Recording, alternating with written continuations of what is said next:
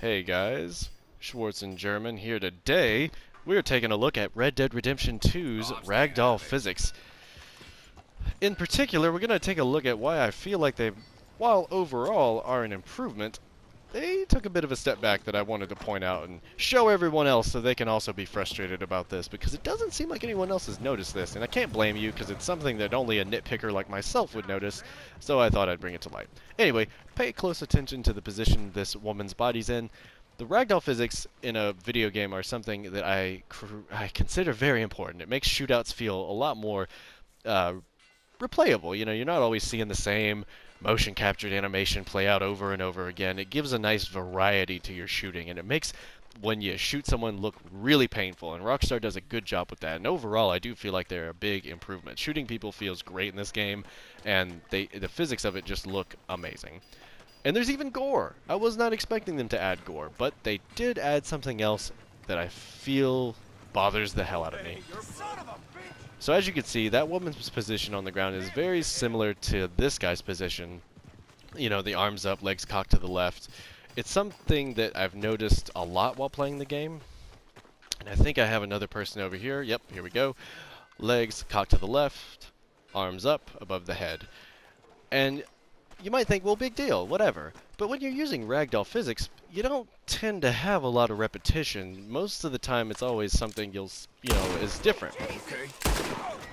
And as you can see just now, for example, shooting that guy, he came into the same position. Now, it seems a little odd because he hit the ground and was dead, and then, shoot, okay, what just happened there? I definitely cleared that.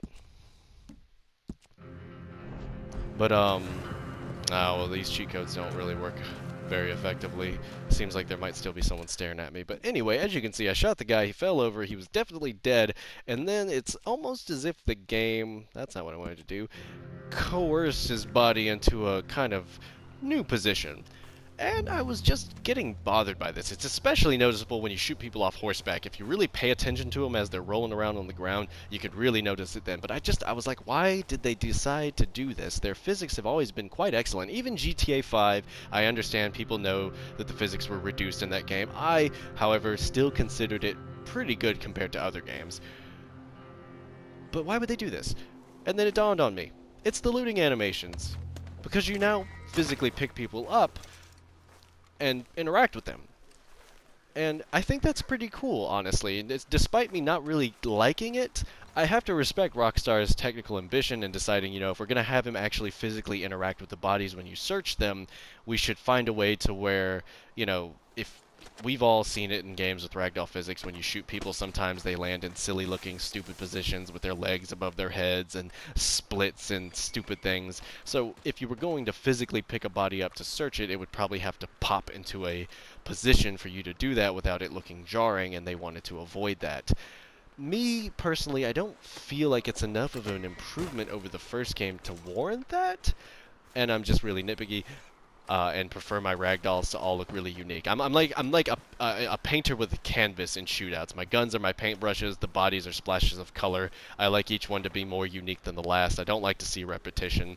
Plus, when you search the bodies, you have a lot of them just lying around the battlefield looking like this, with just straight up legs down, arms down, coffin position on their stomach or on their back, and it really sticks out. Then it looks really odd.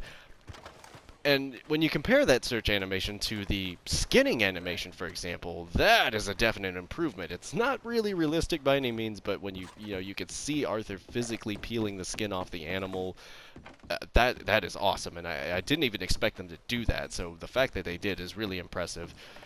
But for me personally, I felt like the search animation didn't quite warrant that much, work on it. I feel like maybe if you actually physically opened their jackets, their pockets and stuff, then I'd be okay. Like, yeah, that's pretty cool. And I can't say I expected them to do that because that's a hell of a lot of work. And that being said, some aspects of the looting animation are nice. I do like when a character is empty, when they don't have anything on their person, he'll tap them a bit and then he'll get frustrated and throw them back on the ground. That's a nice touch. But yeah, I felt like that was interesting, that you can end up seeing a lot of same repetitive animation, or I say animations, dead body positions, however you would coin it, pop up in this game, because it's not something you typically see when ragdoll physics are at play. It's not a really common thing to notice, but I was definitely noticing it here.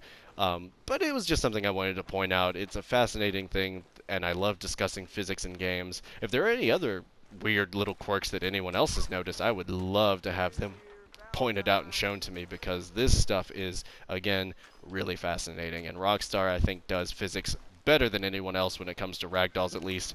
So I felt it was worth pointing out and showing. Anyway, let me know what you guys think in the comments. Like, subscribe, all of that good stuff.